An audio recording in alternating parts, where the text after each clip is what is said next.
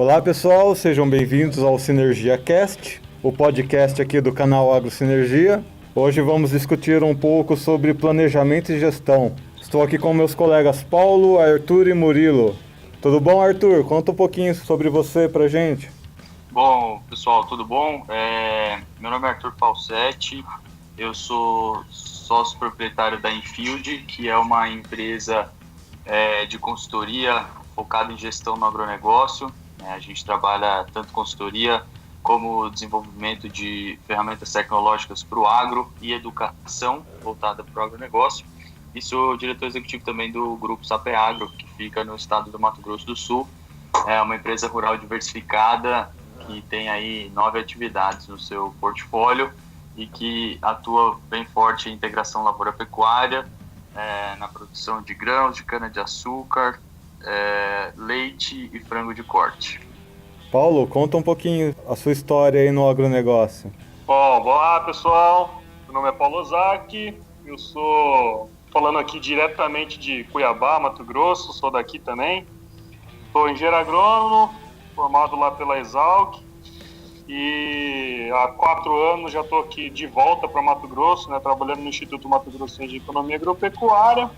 Hoje trabalho aqui como gestor técnico do Instituto, Então, todos os boletins informativos que o IMEC divulga, para a sociedade, tem um dedinho aqui do Paulo, E atualmente também já vai fazer um ano agora que eu estou tocando o primeiro podcast, que eu considero como o primeiro podcast do agronegócio, que é o Agro Resenha Podcast, que já está aí no seu 50º episódio, já vindo para o episódio 51. Então, sou de família de pecuarista aqui em Mato Grosso, Meus pais, meus avós eram pecuaristas, apesar de ser agrônomo, trabalhando mais com pecuária. Murilo, faça aí a sua apresentação.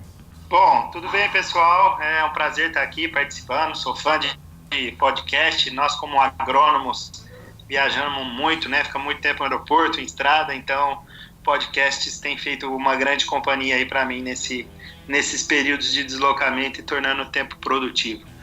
Bom, parabenizo aí a organização e legal bater um papo com todo mundo. Eu sou engenheiro agrônomo, sou sócio e também consultor na Via Verde Consultoria, uma empresa que dá consultoria técnica na área de técnica de projetos agropecuários em geral. Eu trabalho muito com integração lavoura-pecuária, métodos sustentáveis de produção, gestão de cadeia, E também há 2 anos e meio atrás empreendi nessa área de AgTech, Então sou um dos fundadores do IzeAgro, que é uma startup hoje com mais de 40 mil usuários, com mais de 4 milhões de hectares. O IzeAgro, além de ser um compêndio e ajudar produtores e técnicos na escolha dos produtos, ele conecta esses produtores com o mercado de distribuição e cooperativa, facilitando aí cotações de produtos.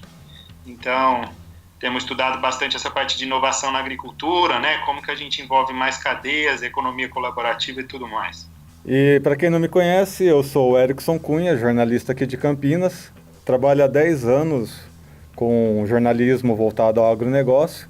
Trabalho numa produtora aqui, a gente produz 2 programas, o Marcas e Máquinas e o Tecnologia do Campo. Trabalhando com grandes empresas, multinacionais, empresas brasileiras, sempre com uma comunicação especializada voltada em agronegócio. E agora estou com esse projeto pessoal, que é o Sinergia Cast, e o canal AgroSinergia. E a intenção desse projeto é discutir aí empreendedorismo em agronegócio e trazer sempre novidades aí com o apoio do pessoal do Murilo, do Paulo, do Arthur, que se prontificaram a ajudar o projeto aqui no podcast. Então vamos lá. O assunto de hoje é planejamento e gestão estratégico.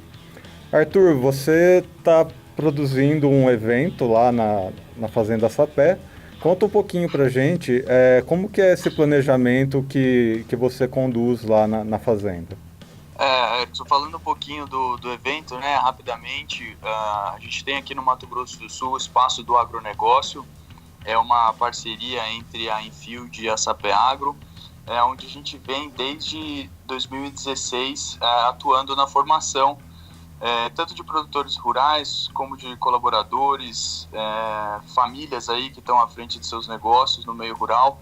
Então a gente trabalha desde temas técnicos, né, do campo, até temas de gestão e temas mais estratégicos, como vai ser o tema aí do nosso próximo curso, né? O nosso próximo curso acontece nos dias 30, 31 de agosto e 1º de setembro, na cidade de Maracaju, no auditório da Fazenda Sapé, e ele trata de planejamento estratégico e gestão de projetos. E a ideia é fazer um curso onde a gente percorra aí toda essa cadeia do planejamento estratégico, mas entrando na execução, entrando na gestão de projetos e na execução, que é onde está o grande gargalo aí nas empresas atualmente, né? Muita gente sabe planejar e sabe estruturar a sua operação, mas na hora de executar o que foi planejado, a gente acaba emperrando aí no agro por uma série de fatores. Então a ideia é passar toda essa cadeia aí do planejamento estratégico e dar para os participantes uma noção muito legal disso, como funciona na prática. E aí no último dia tem um painel de gestão, né, com algumas personalidades aí do agronegócio sul-mato-grossense, onde a gente vai discutir gestão e como essas ferramentas são importantes no dia a dia da propriedade. Eu quero saber de vocês um ponto importante. Qual que é a parte mais delicada num planejamento, numa gestão? É a parte de recursos humanos? A gente sabe que mão de obra está complicado hoje em dia. Ou é a questão de maquinário, né? Saber como entrar com o maquinário em campo, o momento ideal. Desses dois pontos, qual que seria o mais delicado? Vamos começar aí pelo Paulo. É interessante o quanto a mão de obra, no meu ponto de vista, assim, ela é um fator, às vezes, muito limitante, né, para você executar mesmo no campo o que foi planejado, muitas vezes, muito bem planejado pelos agrônomos, pelo dono da propriedade e tudo mais, né?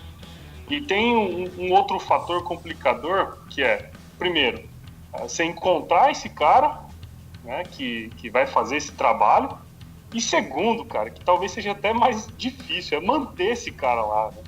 Porque aqui, por exemplo, as distâncias são muito, muito longas, né? Então, é difícil, às vezes, você conseguir um cara para trabalhar numa fazenda, vamos supor aí que fica 200 quilômetros da cidade mais próxima, que se não tiver internet na fazenda, o cara não fica lá, né? Como que você vai fazer esse cara realizar o trabalho que tem que ser feito da melhor maneira possível dentro de todas as possibilidades que podem, né?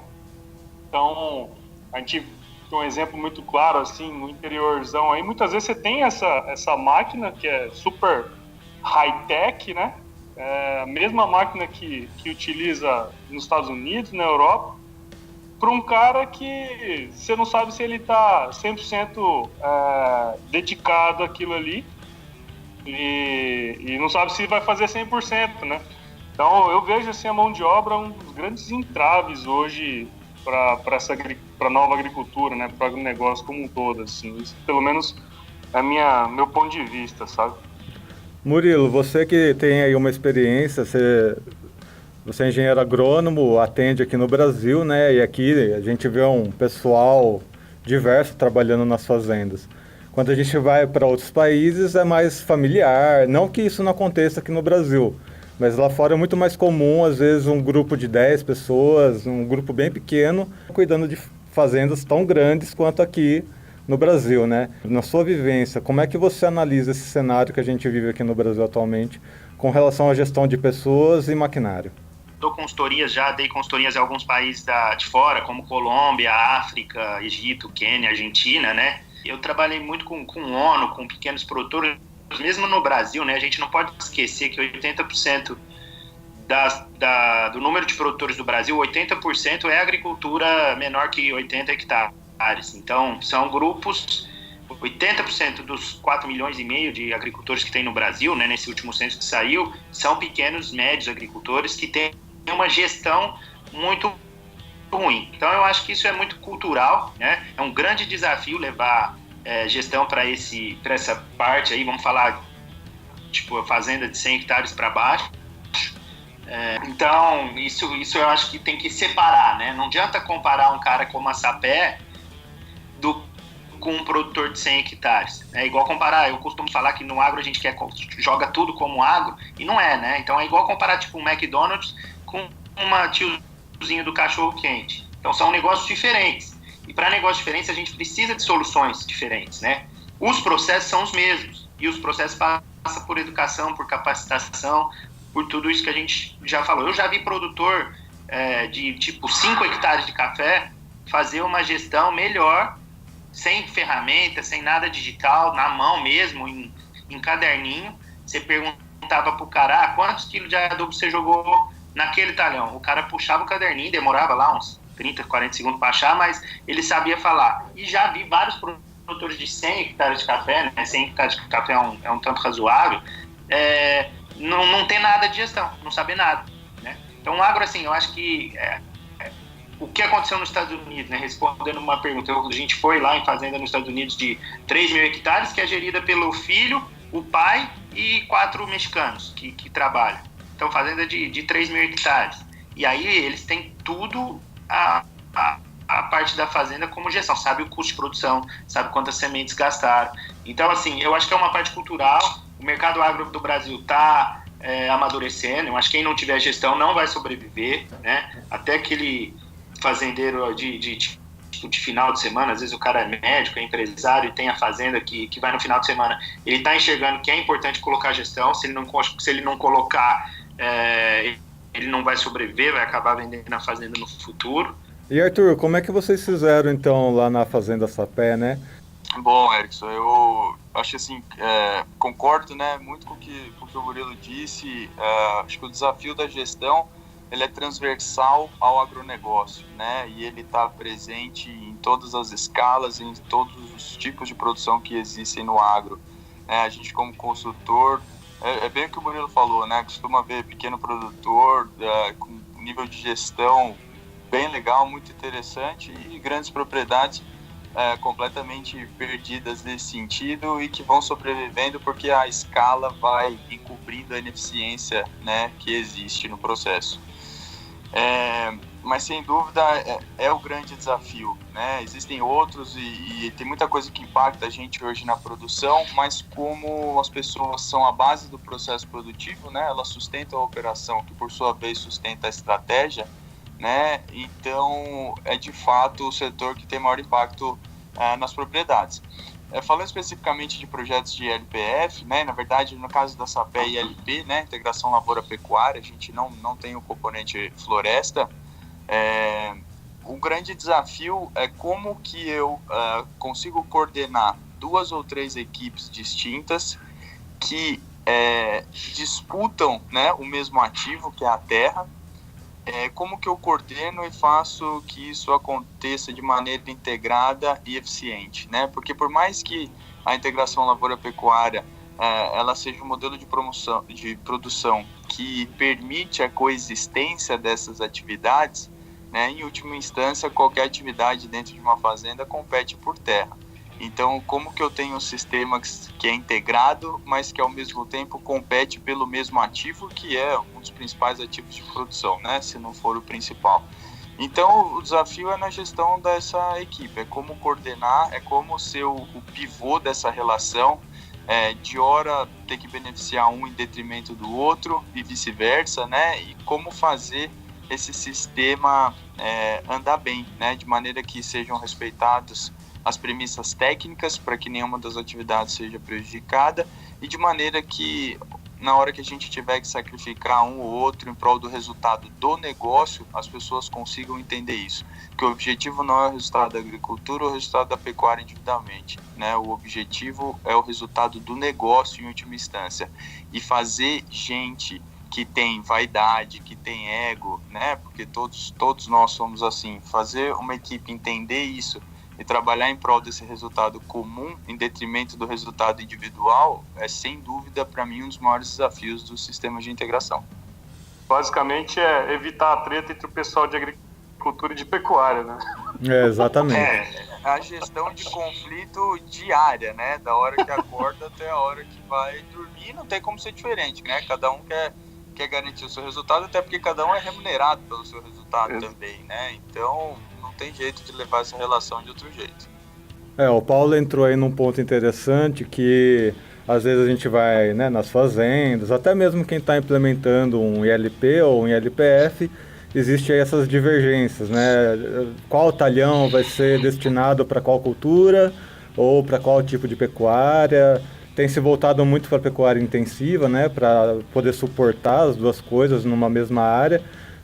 Como é que vocês estão vendo isso daí nas propriedades que vocês acompanham que estão implementando o ILP ou o ILPF?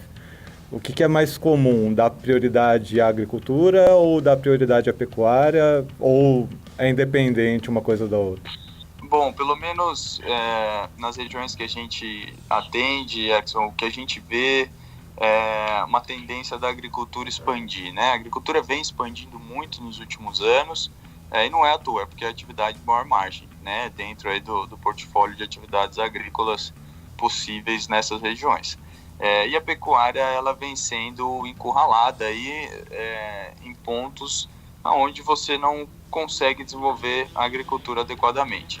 Eu digo que, na verdade, hoje, se eu pegar aqui o Mato Grosso do Sul, né, e essa região Cone Sul do estado, que é a região de grande produção de grãos e cana-de-açúcar também, o que acaba acontecendo é que os sistemas de integração lavoura-pecuária, eles viraram um fator fundamental para viabilizar a permanência da pecuária nessas regiões, né? Porque são regiões 100% agricultáveis, né, em boa parte das propriedades, e que se o produtor for olhar só para a rentabilidade e esquecer os outros aspectos da análise, especialmente o risco, ele vai optar pela agricultura, e a pecuária vai sair da propriedade.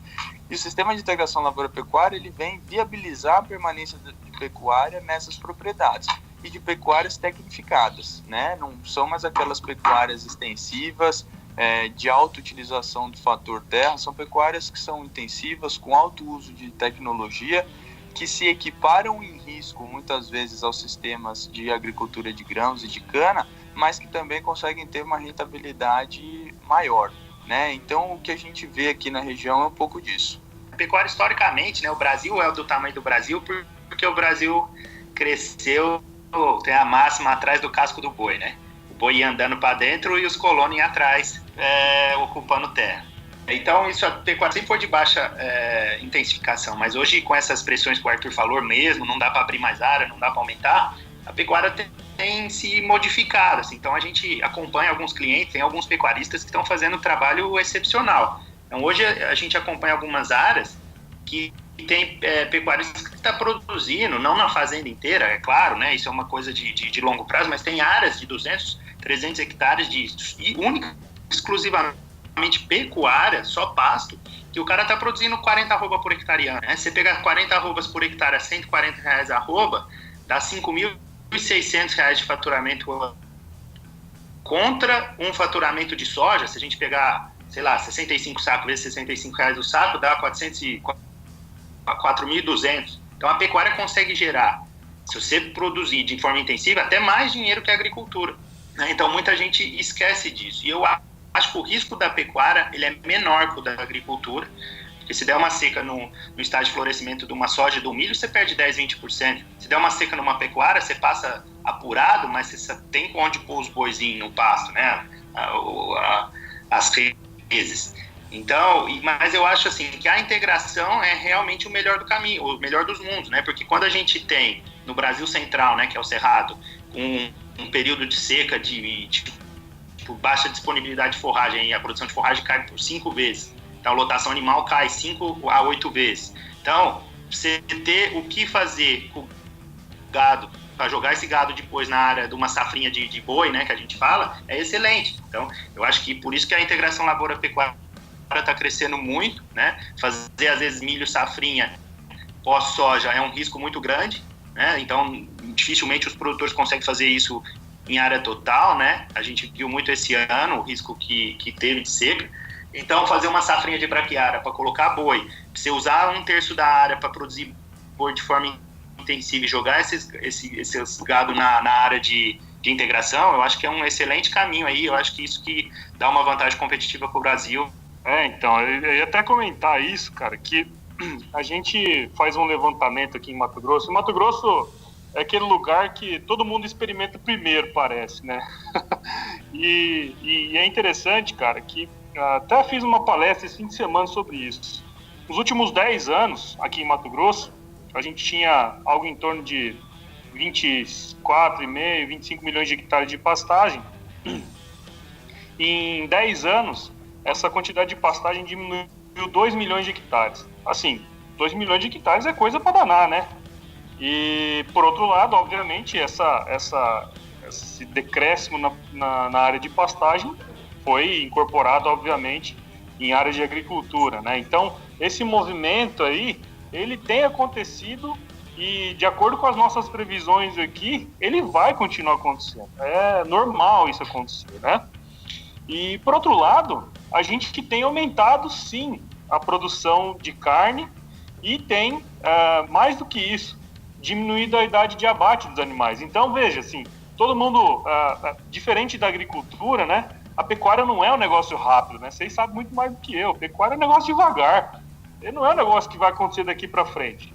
Mas é um movimento que está acontecendo. Mesmo com a nossa diminuição, assim, de área de pastagem, eu acredito que isso deva ser não só para Mato Grosso, acredito que os grandes estados aí, Goiás, Mato Grosso do Sul, essa turma toda está passando por esse movimento, né?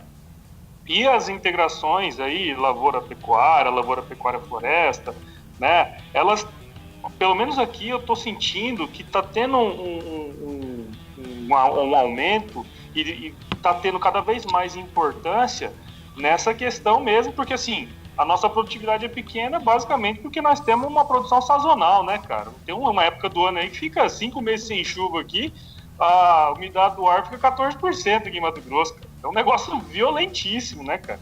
E se você não criar alternativas para isso, nós nunca vamos chegar naquele objetivo de produzir o máximo por hectare de gado, por exemplo, de boi, e junto com a agricultura.